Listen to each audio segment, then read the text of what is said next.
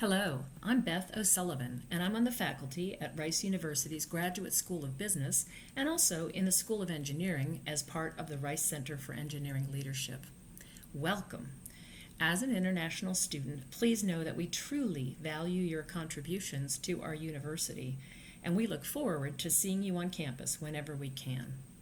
Today, I'll be giving you some tips on sending emails to faculty members here at Rice. Before putting a finger on your keyboard, do some critical thinking. What do you want to accomplish by the email? What's your goal? Who is your audience, and what's important to that person? What information does your audience already have? And what information will you need to provide? Once you have done some of this first thinking, your writing task will be much easier. Today, we'll discuss your purpose, writing subject lines, using a proper form of address, how to make your message effective, how to choose a closing and write your own signature block, and what to do to make sure that your email represents you as the excellent student that you are. Finally, I've included some examples. As you advance through the slides in this deck, you should go at your own pace. Stop and replay anytime.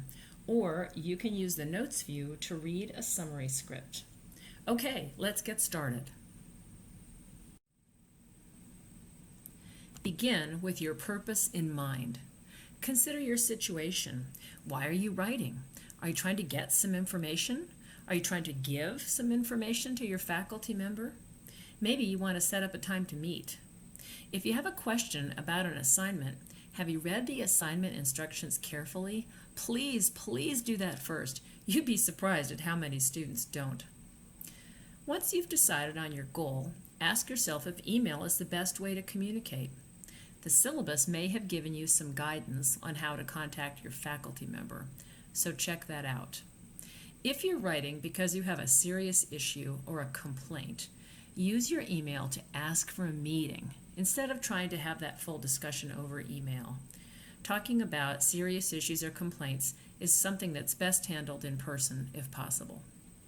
But hopefully, most of your emails will be to ask a question or to set up a meeting for help. So, now that you know your purpose, you can write a meaningful subject line. A good subject line will help ensure that the reader actually opens the email. The subject line should relate to your purpose. Here are a few good examples. Request for meeting during office hours. Request approval for presentation topic. Question on assignment due September 7. Informing you about absence. Or how about this one? Materials appear to be missing on Canvas. You'll see that these subject lines are pretty specific and they relate to the purpose that you have. So now that we've looked at some good ones, let's look at some things that might not be so effective.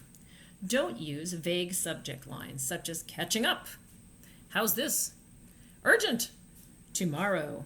The problem with these subject lines are that they are so unclear that the reader may put off opening the email because they don't know what you want. They might even think that email is spam. So good subject lines are important. Another advantage to writing a good subject line is that the email is searchable. The subject line should help you search your inbox if you need to do that, and it helps your recipient do the same. Now I have a brief aside here. It's a comment that's a little bit off topic, but this seems like a good time to share it with you. If you are writing an email to somebody that you've been suggested to contact as a networking contact, it's a good idea to put the name of the person who referred you in the subject line. So your subject line might say, Beth O'Sullivan suggested I contact you. People are most likely to open an email that has a name of someone who's familiar to them. Okay, now that you have a good subject line, how should you greet your reader? The opening line of the email begins with a greeting, followed by a title, and then the last or family name. Take a look at the table here. You see a few combinations, any of which are fine.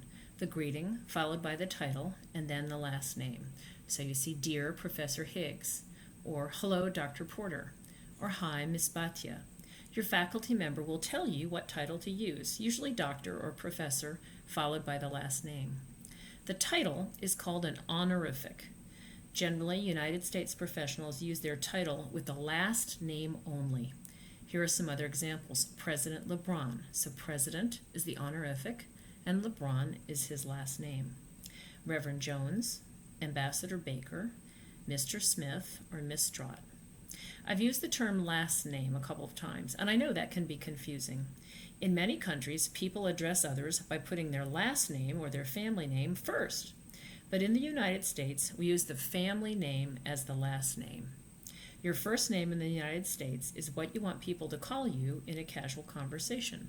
So my first name is Beth, and my last name is O'Sullivan. It's important to avoid common mistakes in your emails. For example, "Hey, Professor Beth," has two problems. First, "hey" is way too casual to use in an email to a faculty member. Next, you would not use my first name with an honorific.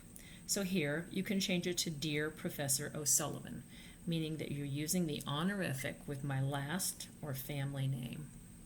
In the second example, "Hi, Beth O'Sullivan," the problem is that you wouldn't use both names in a greeting.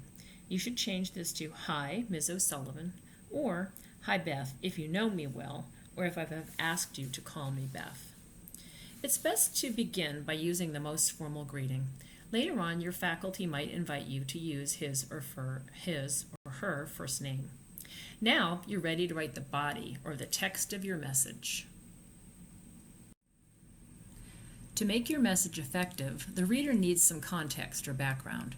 Start by telling the reader who you are. Faculty teach lots of classes, so be sure to say what class and section you're in. Then offer any other needed information.